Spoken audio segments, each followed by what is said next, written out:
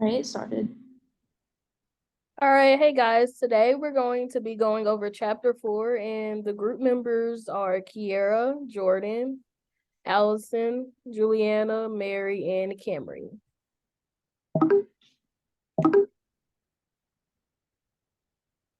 Okay, so the cerebellum.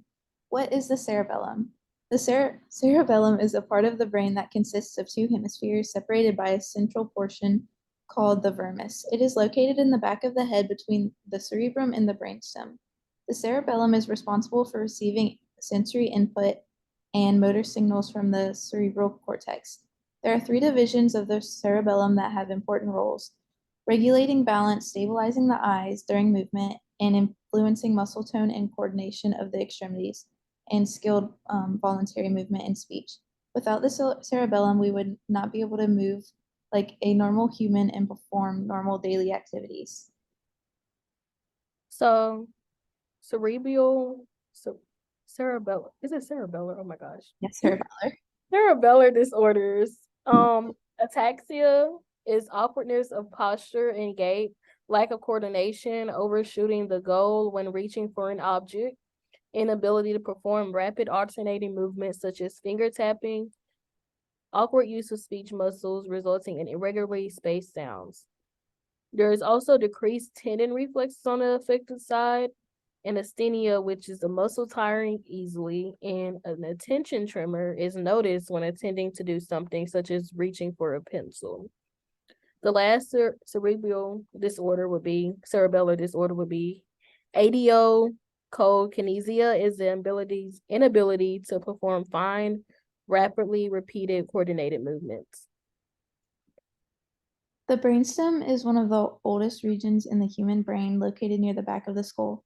It is divided into the midbrain, the pons, and the medulla oblongata. It is the origin of all motor cranial nerves and the termination of all sensory cranial nerves, except for the olfactory and optic nerves. Nerve cell bodies in the brainstem are necessary for respiration, cardiac output, and other vital functions. The brainstem helps the brain to receive different types of hormones like dopamine, which plays a big role in many mental illnesses and disorders. So, regarding roles of the brainstem, the pons connects the cerebellum and the cerebrum. It has nuclei that regulate breathing and rapid eye movement, sleep or dream states, and sleep paralysis. The medulla is the site of the decussation or crossing over of the pyramidal corticospinal tract, and it is the site of other cranial nerve nuclei and autonomic nerve groups that regulate respiration, digestion, cardiac functions, and other involuntary functions of the body. The spinal cord serves as a major communication site between the CNS central nervous system and the rest of the body. It carries signals from the central nervous system to the peripheral nervous system, which contains all your spinal nerves that facilitate your skin, muscles, and joints to respond to stimuli. Types of stimuli related to the PNS that your body responds to are touch, pain, temperature, or proprioception.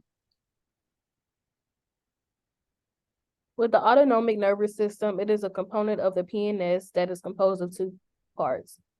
One division is the parasympathetic system that controls functions of the body that deal with rest and digest. This system kicks in when your body is at relaxation, so it can facilitate things such as salivation, tears, respirations, digestion, and many others. The other division is the sympathetic system that deals with initiating body processes and giving off energy. It is also known as your fight or flight response. It facilitates things such as pupil dilation, increasing heart rate, decreasing digestive motility, and by only giving off energy to those areas of the body that are in need rather than those that are not necessary for surviving. Question 1. A cerebellar disorder that consists of the inability to form fine, rapidly repeated, coordinated movements.